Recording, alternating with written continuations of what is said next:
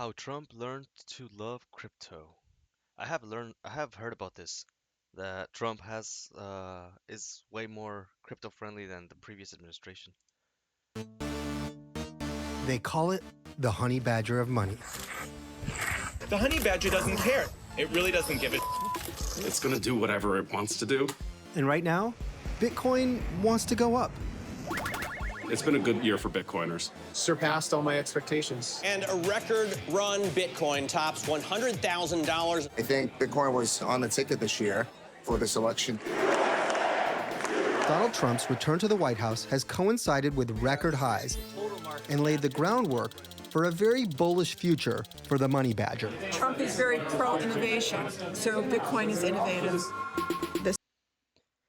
I mean, yes, Bitcoin did blow up during the Trump administration. Right now, it's not. It hasn't kept going up.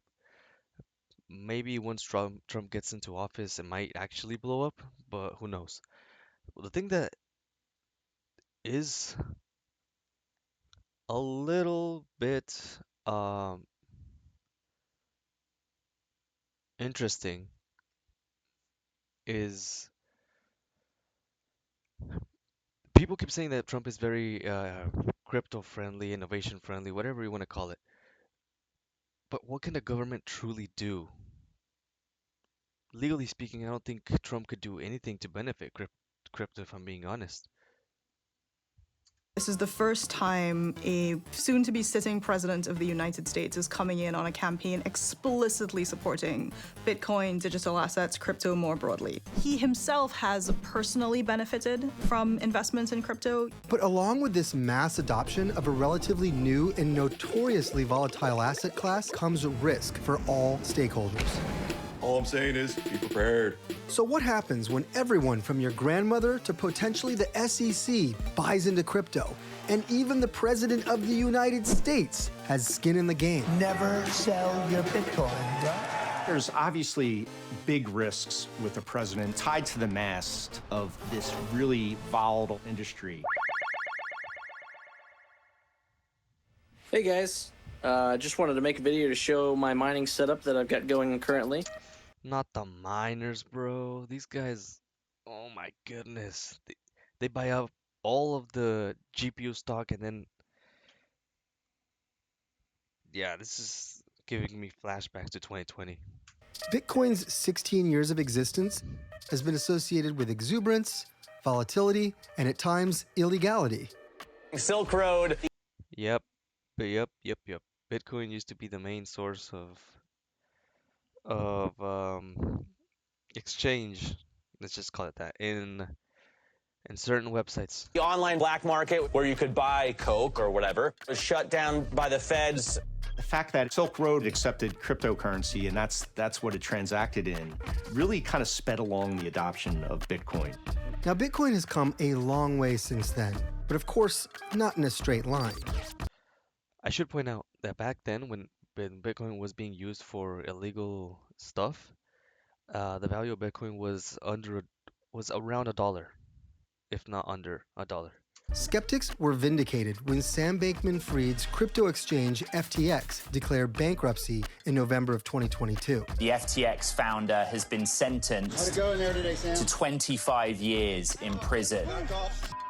Prices were falling, companies were filing for bankruptcy, crypto CEOs were getting arrested. It felt like every 5 minutes. Bitcoin's price quickly plunged from its high of almost $70,000 to less than $16,000. But even as dark clouds overtook the cryptoverse, true believers held, or as they like to say, hodled.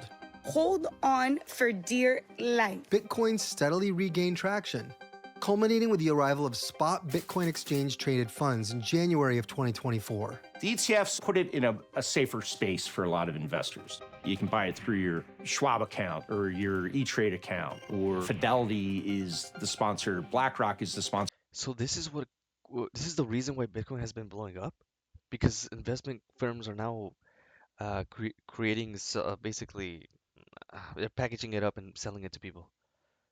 I had no idea. I thought it was just all hype. Sponsor of another ETF.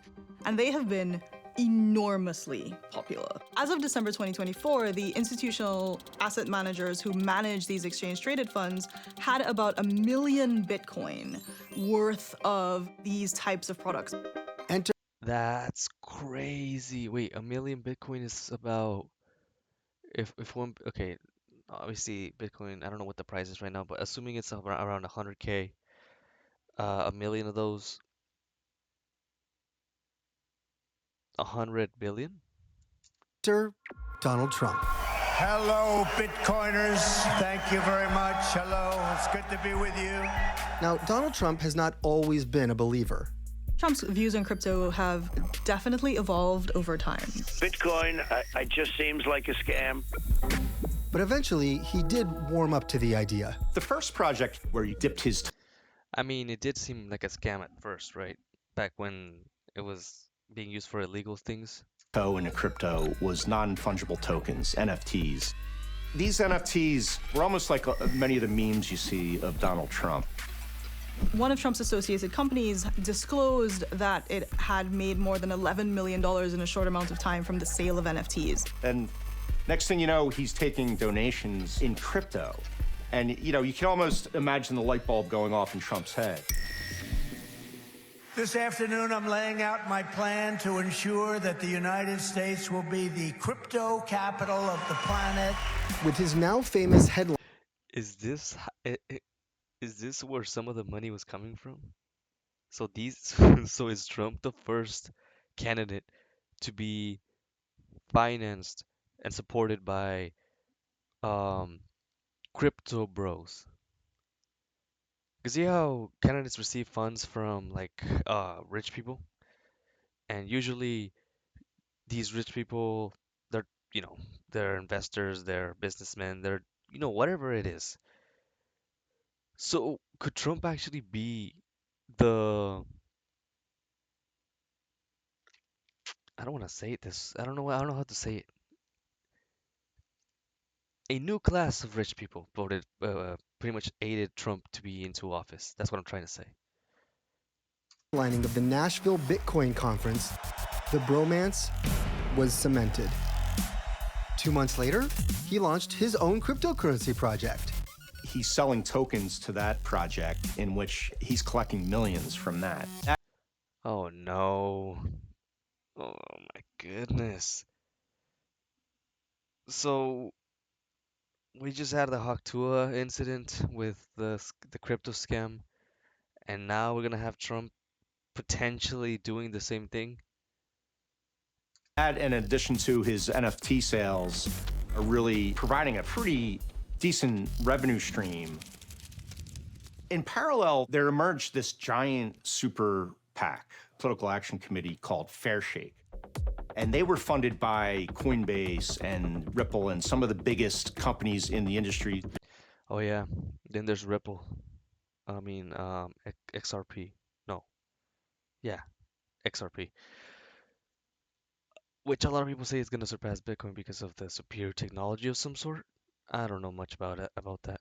The U.S. has got to get clear rules, and the only way that's going to happen is if we elect representatives that actually represent our values. He raised about $135 million for the campaign and spent money on about 50-some congressional races, House races, Senate races. While Fairshake focused mostly on down-ticket races, Trump seized the opportunity to align his anti-establishment ethos with big tech crypto evangelists like Elon Musk to help capture the votes of this untapped constituency.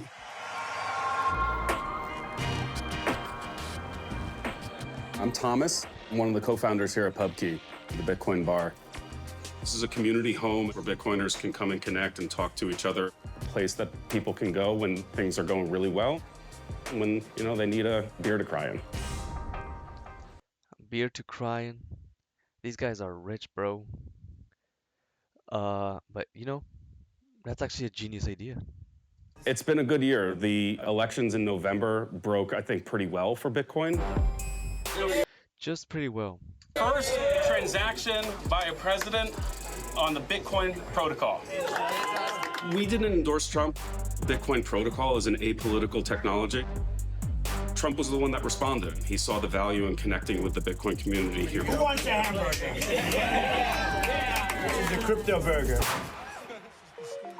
So what exactly has Trump promised, and how much of it can he really deliver? The United States That's the question. That's the real question. will be the Bitcoin superpower of the world, and we'll get it done. For this to happen, there would need to be some serious regulatory clarity, which thus far has proven tricky. The regulatory environment for crypto. Okay, I don't know if they're gonna mention this, but as far as I can tell, certain crypto have been allowed to exist because it functions more like an investment than it does a currency. But there are other cryptos that function more as currencies than investment, and those cryptocurrencies have come under a lot of scrutiny, if not gotten outlawed completely. And I think this is the reason why, in particular, XRP got basically got strangled by the judiciary system. I don't know the results of the case, or nor do I know how, if it's even over. I just know that it got sued because it was functioning like a currency. So that's definitely one challenge. Has been a terrain that I would describe as highly contested, characterized by, a lot of different kinds of lawsuits. I will fire Gary Gensler and appoint a new SEC chairman. I didn't know he was that unpopular. Gary Gensler did him a favor and resigned before he took office, so he didn't have to fire him. The nominated chair of the SEC, Paul Atkins, has kind of historically come from a more laissez-faire approach to regulation. So that's one promise in the pipeline. Other commitments may not be so forthcoming. Trump promised to create what he called a strategic Bitcoin stockpile. Now that one has really raised some eyebrows. This idea that we should have some kind of national Bitcoin reserve is crazy. There's no reason to do that other than to pander to generous special interest campaign contributors. When I heard Trump talk about that, I was very impressed, and at the same time very skeptical, because there's no way that the U.S. is spending $100 billion just to buy crypto. Not to mention, if they do try to buy 1 million crypto, the price is going to be creeping as they're buying them, meaning that they're going to end up spending way more. And not only that, but other countries would also do the same. And one of those special interests could very well be the president himself. There's controversy that comes with having your own crypto business on the side and being president of the United States. Will it matter? It's hard to say. So far, he's had some battles in courtrooms and some legal fights, some big settlements, but it really hasn't derailed his political career. Bro, all of these court cases, haven't these been resolved in some way? With the promise of a friendly new administration and regulators willing to loosen the reins, institutional investors and crypto enthusiasts alike are banking on a rosy future. We're hopeful that Bitcoin can be a part of a new prosperous era for this country. Bitcoin as an ecosystem, an incredibly resilient one. But Bitcoin's volatility cannot be underestimated here. There are plenty of risks, especially for the average American who may find themselves caught up in this anticipated and most likely deregulated bull run. The concern remains around consumer protection. What if you're somebody who is thinking about, just adding Bitcoin to a retirement portfolio? What if you're somebody who's like, oh, this token that I saw advertised on the internet seems interesting? As far as I can tell, the more people use Bitcoin, the more stable it's going to become. So right now, I think Bitcoin's market cap is around $1 trillion, which sounds like a lot, but it really isn't. Because if I'm not mistaken, the precious metals market is around 10 trillion. Of course, the precious metals market they're not being exchanged at the same rapid speed as Bitcoin. So that's all I'm saying. What if that turns out to be a scam? What's your recourse? And I don't know if we yet have good answers to how the incoming administration is going to deal with all those questions. They call it the honey badger of money for a reason. It's going to do whatever it wants to do, and we're going to see what happens, right? maybe I'm wrong, but I have a feeling that in order for Bitcoin to be as stable as it needs to be, someone needs to own a large amount of it. That's what it seems to me that that's the way it works. I could be wrong, but yeah. Also, I wonder how El Salvador's doing.